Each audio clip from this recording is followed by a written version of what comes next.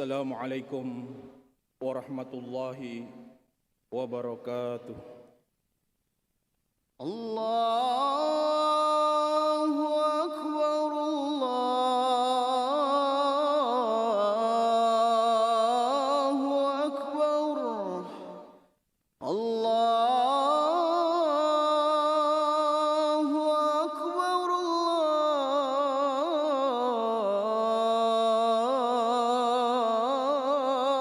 Akbar.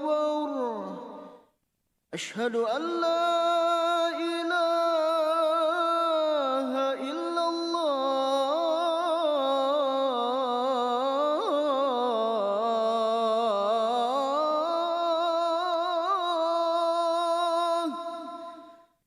Asyhadu an la ilaha illallah.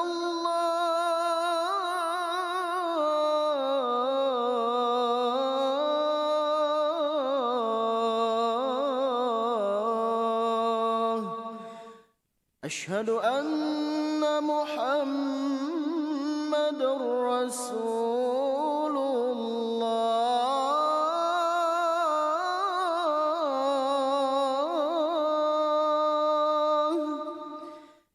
Asyhadu anna Muhammadar Rasulullah.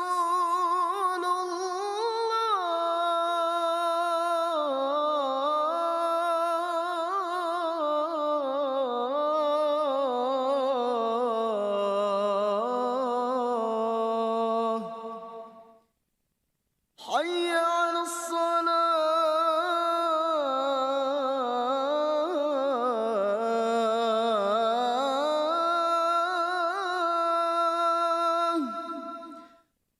Hayya 'alas salah.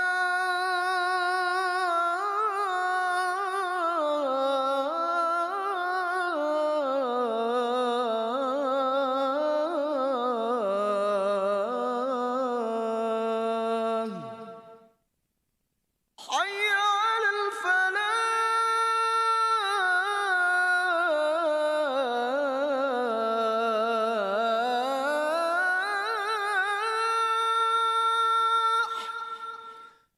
Hayya 'alal falah.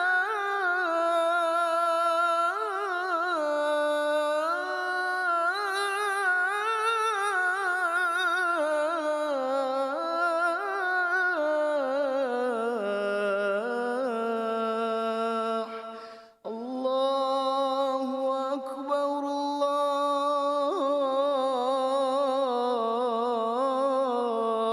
Allahu Akbar. La ilaha illallah.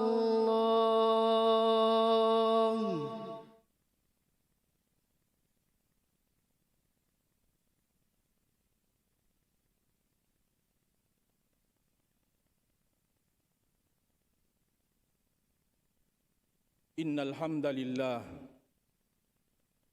nahmaduhu wa nasta'inuhu wa nastaghfiruh wa nastahdihi wa na'udzu billahi ta'ala min syururi anfusina wa min sayyiati a'malina may yahdihillahu fala mudhillalah wa may yudlil fala hadiyalah.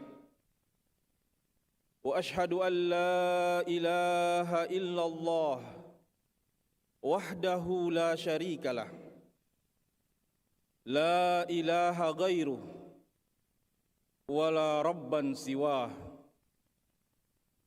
Wa ashhadu anna sayyidana wa habibana wa imamana wa qudwatana Muhammadan abdullahi wa rasuluh wa safwatuhu min khalqihi wa khaliluh.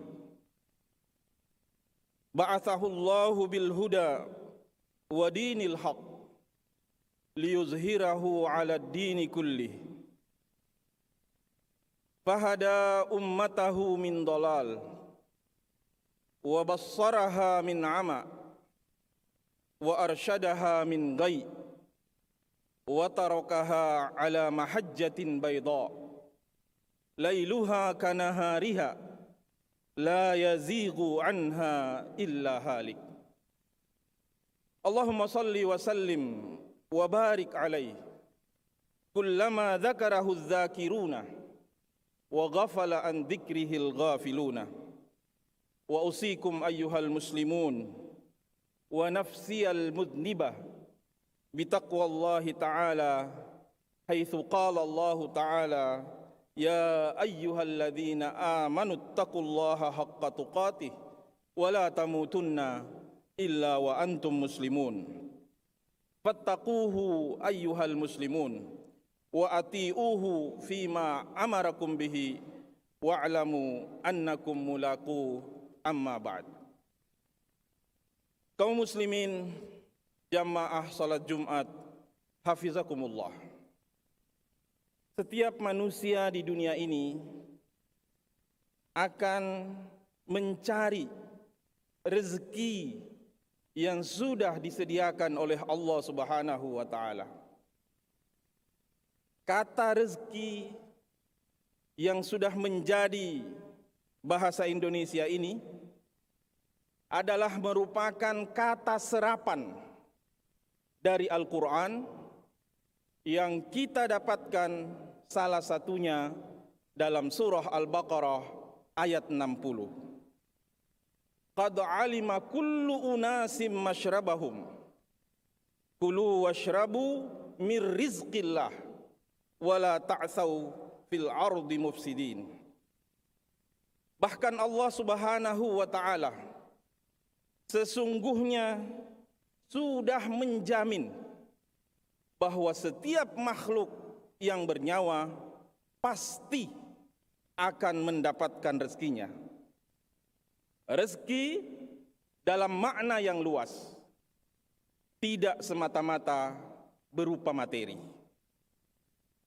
Kesehatan, karir, kesempatan untuk ibadah, memiliki keluarga yang sakinah, istri dan anak-anak yang soleh dan soleha, semuanya itu adalah termasuk rezeki. Wa ma min dabbatin fil ardi illa 'ala Allahi rizquha wa ya'lamu mustaqarraha wa mustawda'aha kullun fi kitabim mubin. Tidak ada satu makhluk yang bergerak di bumi kecuali Allah jamin rezekinya. Sayangnya masih banyak manusia yang merasa gelisah, galau, dan khawatir akan rezekinya. Sehingga tidak sedikit di antara mereka yang berlomba-lomba untuk mencari dan mendapatkan rezekinya. Bahkan sampai menghalalkan sesuatu yang diharamkan dan dilarang oleh Allah Subhanahu wa taala. Kaum muslimin jamaah salat Jumat hafizakumullah. Rezeki itu sesungguhnya adalah apa yang kita usahakan dan kita peroleh, lalu kita mampu memanfaatkannya. Jika kita bekerja, kemudian dari hasil bekerja itu kita mendapatkan uang, maka uang yang diperoleh itu belum bisa dinamakan rezeki jika kita belum atau tidak mampu memanfaatkannya. Maka seseorang yang berusaha di masa mudanya sehingga berhasil menjadi seorang yang kaya raya, kemudian dia meninggal, maka sebagian dari hasil usahanya itu tidak dinamai rezeki. Karena apa yang diwariskannya itu sesungguhnya bukan rezeki dia, tetapi rezeki orang lain. Begitu pula dengan penjahat atau perampok misalnya. Dari hasil perbuatannya, dia mendapatkan banyak uang. Nah, apakah uang dari hasil merampok itu layak untuk disebut rezeki? Sebagian ulama berpendapat bahwa rezeki itu hanya yang halal saja. Kalau hasil dari merampok, jelas tidak halal. Namun, banyak juga ulama yang berpendapat bahwa rezeki itu ada yang halal, ada juga yang tidak halal. Selama kita dapat memanfaatkannya, maka itu adalah rezeki. Soal halal atau tidaknya, tinggal dilihat bagaimana cara perolehannya. Kaum muslimin jamaah salat Jumat, hafizakumullah. Dalam konteks ini, Sayyidina Ali karramallahu wajhahu dalam salah satu qasidahnya pernah berkata, amwaluna lidzawil mirasi najma'uha wa duruna liharabid dahri nabniha ainal mulukul lati kanat musaltanatan hatta saqaha bika'sil mauti sakiha. Bahwa orang yang paling menyesal di hari kemudian nanti adalah, katakanlah dengan istilah kita sekarang, yaitu para koruptor. Karena semasa hidupnya dia berusaha untuk mendapatkan uang sebanyak mungkin, menyuap, menipu, menyogok sana sini, melakukan berbagai macam cara untuk mencari kelemahan-kelemahan aturan hukum, menyalahgunakan jabatan dan kekuasaan, menghalalkan segala cara. Lalu ketika dia meninggal, kemudian uangnya diwariskan kepada ahli warisnya, sementara ahli waris tidak tahu menahu, lalu disedekahkan, diwakafkan, disumbangkan untuk fakir miskin yang membutuhkan dan sebagainya. Maka di akhirat nanti dia berkata, itu adalah harta yang saya usahakan, tapi kenapa saya dapat dosanya? Sementara ahli waris, dia tidak usahakan, tapi dia dapat pahala. Begitulah kira-kira penyesalan para koruptor nanti saat dimintai pertanggungjawaban atas amalannya di dunia. Kaum muslimin jamaah salat Jumat, hafizakumullah. Banyak kekeliruan pemahaman tentang rezeki yang mendominasi pemikiran banyak orang, bahwa rezeki itu identik dengan uang yang sifatnya materi.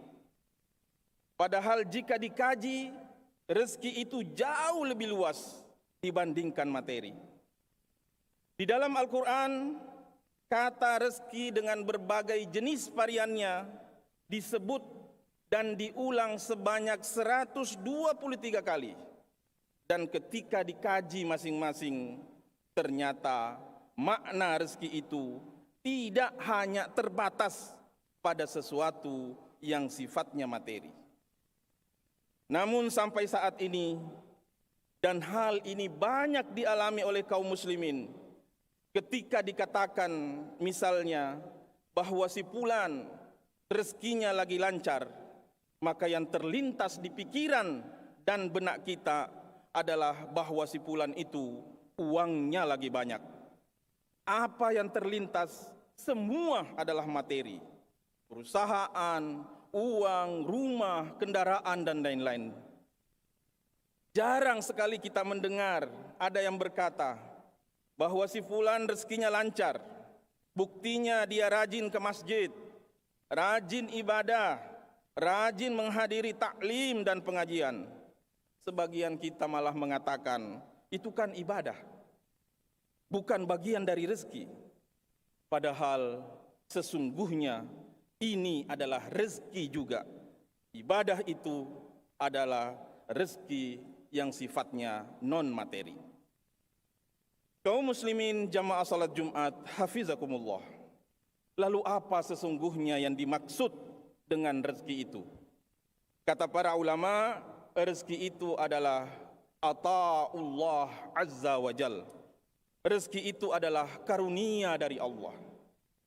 Pertanyaannya, apakah karunia Allah itu hanya berupa uang, jabatan, rumah, makanan, dan minuman saja? Tentu tidak. Justru makanan, minuman, harta, kendaraan, rumah, dan lain-lain itu Allah berikan kepada siapa saja yang dicintainya dan yang tidak dicintainya. Yang disayang Allah maupun yang tidak disayang, semuanya diberi. Muslim, non-muslim, orang beriman, orang kafir, orang munafik, semua dikasih. Ini kalau rezeki yang sifatnya materi. Tapi rezeki yang sifatnya non-materi, seperti keimanan, amal soleh, ilmu yang bermanfaat, kenyamanan dalam ibadah, yang dikasih oleh Allah hanya manusia-manusia spesial yang disayang Allah, yaitu hamba-hambanya yang dicintai dan dikasihinya. Kaum muslimin jamaah salat Jumat hafizakumullah. Nah, kenapa terjadi pergeseran pemahaman kalau rezeki itu hanya terbatas pada uang? Kenapa bisa pemahaman seperti ini tertanam kuat dalam benak kaum muslimin? Ternyata faktor pemicunya ada yang internal dan ada yang eksternal. Ada faktor dari dalam dan ada faktor dari luar. Faktor dari dalam atau internal disebabkan karena kita tidak mau memperdalam ilmu, malas membaca dan mengkaji Al-Quran, malas menghadiri majelis-majelis ilmu. Kalau kajian dan pengajiannya itu tidak lucu, maka peserta pengajiannya pun sedikit. Akhirnya terjadilah persaingan antara ustadz dan pelawak. Atau baru semangat menghadiri kajian jika ada momen-momen tertentu saja. Padahal ikut kajian itu tujuannya adalah dalam rangka talabul ilmi. Pengajian itu tidak harus identik dengan perayaan. Belajar ilmu, apalagi ilmu agama, itu setiap saat. Utlubul ilma minal mahdi ilal lahdi. Tuntutlah ilmu dari buayan hingga liang lahat. Yang kedua, faktor eksternal, faktor luar. Harus diakui bahwa memang ada kelompok orang-orang yang tidak suka dengan Islam dan kaum muslimin. Kemudian mereka memasukkan pemahaman materialistis, yaitu segala sesuatu diukur dengan materi. Coba kita perhatikan film, sinetron, telenovela, dan lain-lain. Ketika menggambarkan sosok orang-orang yang sukses, maka cara menggambarkannya identik dengan mengendarai mobil yang mewah, tinggal di rumah yang mewah, memakai barang-barang bermerek, perhiasan yang mahal. Itulah yang digambarkan di layar kaca, di mana setiap saat kaum muslimin menjadi konsumen terhadap apa yang diproduksi oleh orang-orang tersebut. Sehingga terjadilah pergeseran pemahaman tentang rezeki, dan diperparah lagi dengan tidak mau dan malas ikut ta'lim. Akhirnya ditelan mentah-mentah apa yang ditonton di layar kaca dan media sosial, yang pada akhirnya tontonan itu dijadikan tuntunan. Kaum muslimin jamaah salat Jumat hafizakumullah. Ilmu yang kita milikilah yang diharapkan dapat memberi pemahaman yang benar tentang rezeki. Bahwa rezeki itu mencakup materi dan non-materi, mencakup yang sifatnya duniawi dan ukhrawi, yang akan membuat kita lebih ridho dengan karunia dari Allah dan akan membuat kita lebih bersyukur kepada Allah Subhanahu wa taala.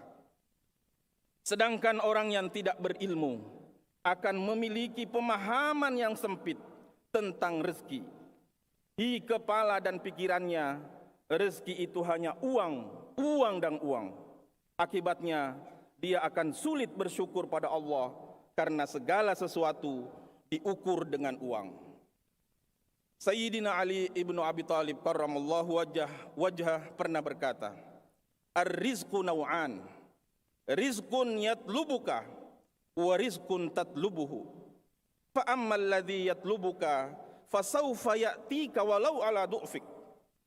Wa ammal ladzi tatlubuhu falan ya'tika illa bisa'yik. Fal awwalu fadlun minallah wa tsani adlun minallah." Ada dua jenis rezeki. Rezeki yang mencarimu dan rezeki yang kamu cari. Rezeki yang mencarimu akan datang padamu sekalipun kamu dalam keadaan tidak berdaya. Adapun rezeki yang kamu cari, maka tidak akan datang kepadamu kecuali dengan usahamu. Yang pertama itu adalah anugerah dari Allah, sedang yang kedua adalah keadilan dari Allah. Kaum muslimin jamaah salat Jumat, hafizakumullah. Kita hadir saat ini di Masjid Istiqlal untuk menunaikan salat Jumat berjamaah sebagai bentuk ketaatan dan kepatuhan kita kepada Allah Subhanahu wa taala. Dengan niat yang ikhlas, kita awali dengan salat tahiyatul masjid, ditambah salat sunnah, membaca Al-Quran, zikir dan doa, menghadiri majlis ilmu.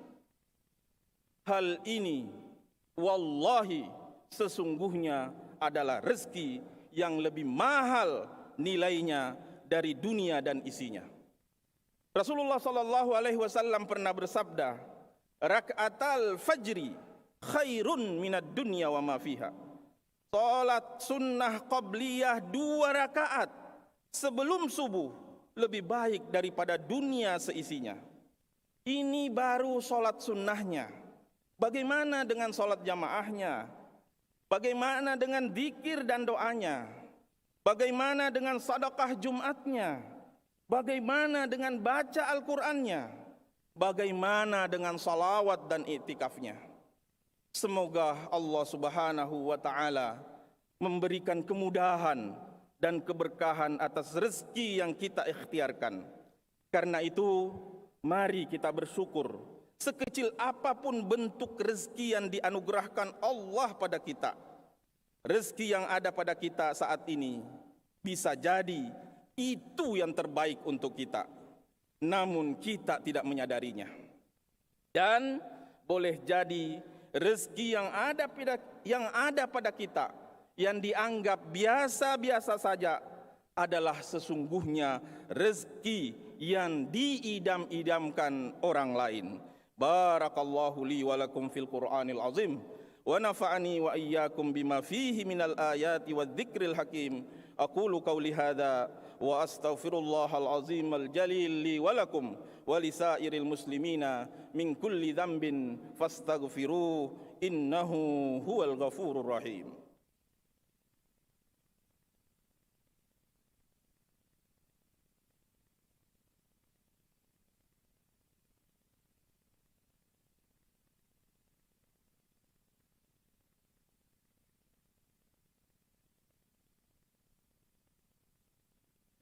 Alhamdulillahil wahidil ahad, al-fardis samad, alladzi lam yalid wa lam yulad. Ashhadu an la ilaha illallah wa ashhadu anna sayyidina Muhammadan abdullahi wa rasuluh. Usikum ayyuhan nas wa nafsi bitaqwallahi ta'ala, fa innaha wasiyatullahi ta'ala lil awwalina wal akhirin.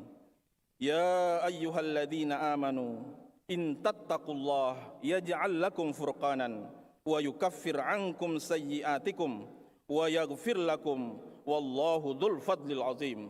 Allahumma salli wa sallim wa barik ala sayyidina Muhammad wa ala ali sayyidina Muhammad.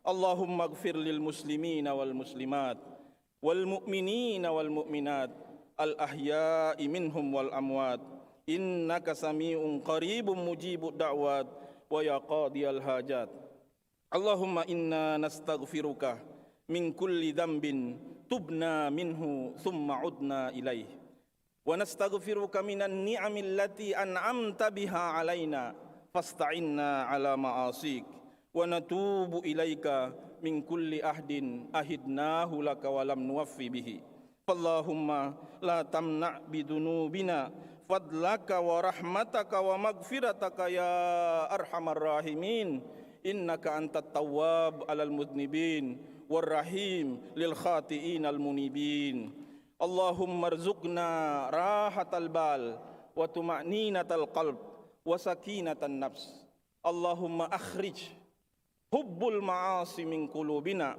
اللهم أخرج من أصلابنا ذرية صالحة تحسن عبادتك واهدنا وردنا إليك ردا جميلا إنك على كل شيء قدير اللهم لا تجعلنا ممن ضل سعيهم في الحياة الدنيا وهم يحسبون أنهم يحسنون صنعا اللهم اجعلنا ممن أصلح ما أفسده الناس ولا تجعلنا ممن أفسد ما أصلحه الناس عباد الله إن الله يأمر بالعدل والإحسان وإيتاء ذي القربى وينهى عن الفحشاء والمنكر والبغي يعظكم لعلكم تذكرون فاذكروا الله العظيم الجليل يذكركم واشكروه على نعمه يزدكم ولذكر الله أكبر والله يعلم ما تصنعون وأقم الصلاة